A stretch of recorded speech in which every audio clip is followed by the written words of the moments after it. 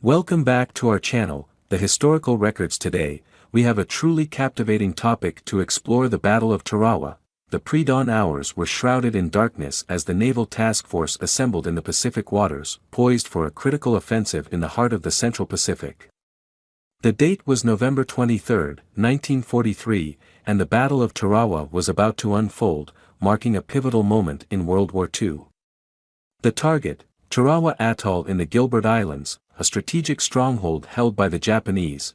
As the first light of dawn began to pierce the horizon, the American forces prepared to embark on a mission fraught with challenges.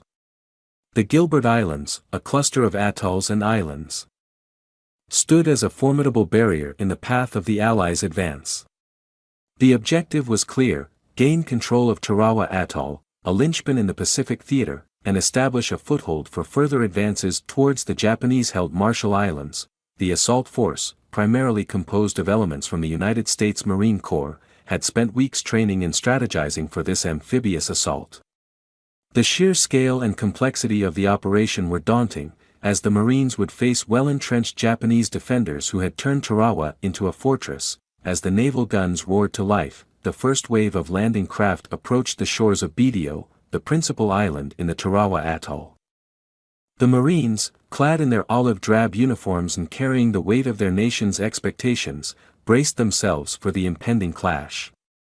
The beach landing was met with a hail of gunfire as the Japanese defenders unleashed a barrage of artillery and machine gun fire, turning the turquoise waters red with the blood of the fallen. The Battle of Tarawa was a microcosm of the larger war effort, a brutal, unforgiving contest for control of a small, but strategically vital, piece of land. The battle raged on for days, testing the resolve and mettle of the men on both sides.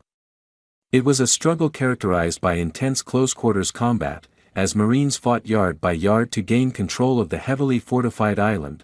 The challenges faced by the American forces were compounded by the unforgiving terrain of Tarawa. The atoll's coral reefs, which had initially been underestimated in intelligence reports, wreaked havoc on the landing craft. Many became stranded on the reefs, leaving Marines vulnerable to enemy fire as they waded through the chest-deep waters towards the shore.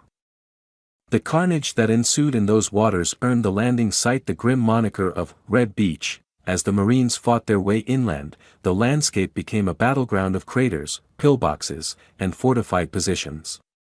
The Japanese defenders, deeply entrenched and determined to hold their ground, exacted a heavy toll on the advancing American forces.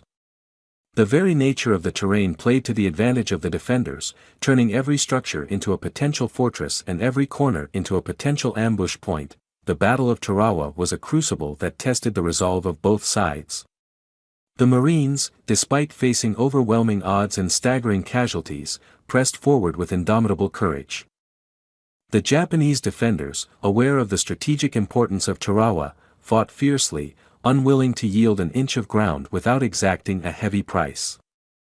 The conflict unfolded in a series of brutal engagements: the struggle for the airfield, the assault on the heavily fortified Bidio blockhouse, and the relentless push to secure the entire atoll. Each phase of the battle was marked by unyielding determination and unrelenting violence. Naval and aerial support played a crucial role in the American effort to dislodge the Japanese defenders. Aircraft carriers launched wave after wave of airstrikes, targeting Japanese positions and softening the defenses for the advancing Marines. Naval artillery pounded the island, attempting to silence the relentless Japanese gunfire emanating from bunkers and pillboxes. Yet, despite the overwhelming firepower at their disposal, the Americans encountered stubborn resistance at every turn. The Battle of Tarawa became a stark reminder of the high cost of amphibious warfare, as casualties mounted on both sides. The sandy beaches, once pristine, were now stained with the blood of those who had given their all in the pursuit of victory. Amidst the chaos and destruction, individual acts of heroism and sacrifice emerged as beacons of hope. Marines threw themselves on live grenades to save their comrades, charged machine gun nests with bayonets fixed, and pressed forward against insurmountable odds. The spirit of camaraderie and brotherhood that defined the Marine Corps became a driving force in the face of adversity. By November 26, 1943, after days of intense combat, the American forces secured control of Tarawa Atoll. The cost, however, was staggering. The Battle of Tarawa had claimed the lives of over 1,000 Marines, with thousands more wounded. The Japanese defenders, facing overwhelming odds and cut off from reinforcements, fought to the last man. The significance of Tarawa extended beyond the immediate tactical gains. The intense fighting and high casualties underscored the harsh realities of amphibious warfare and prompted a re-evaluation of American amphibious assault tactics. The lessons learned at Tarawa would shape future operations in the Pacific and inform the evolving strategies of the Allied forces. The Battle of Tarawa, though a costly victory, marked a turning point in the Pacific theater. It demonstrated the Allies' determination to press forward in the face of adversity and served as a precursor to the island-hopping campaign that would ultimately lead to Japan's doorstep. The atoll, once a heavily fortified bastion, now stood as a symbol of American resilience and the inexorable march towards victory in the Pacific.